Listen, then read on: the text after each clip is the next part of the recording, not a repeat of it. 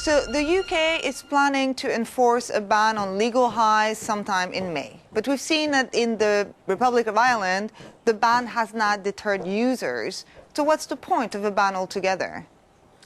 Well, I think most of the time when countries introduce legislation of that type, like in Ireland, like in Poland before, the main point is to remove the new psychoactive substances, and this time we're talking about the legal high products, from the open sale. So removing them from the shops and removing them from open online sale, so that people just can't walk in off the high street into a shop and buy new psychoactive substances. You're saying that at least the ban has forced shops, so-called head shops, to close? Not necessarily to close, but certainly to remove these products from their shelves, which in terms of reducing the harms may have a profound impact.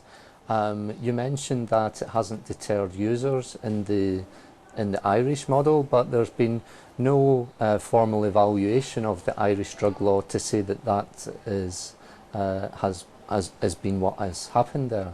We have a report in Germany where we see the police are cracking down on labs producing crystal meth. How can law enforcement agencies crack down on the internet? We know that legal highs are easily available on the internet. How can this be stopped? Is it a lost battle?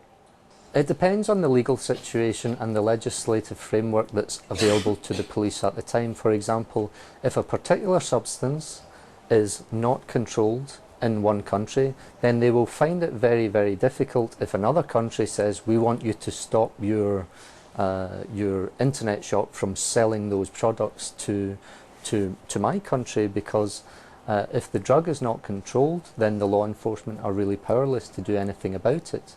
Now, at a European level, we have what we call the early warning system on new psychoactive substances, and one of the points of this system is to exchange information among the European member states.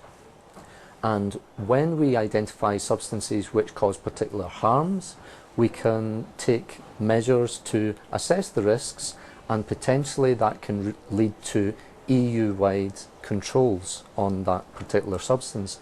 And now, in those circumstances, that can lead to a level playing field where law enforcement agencies can exchange data, they can take joint initiatives.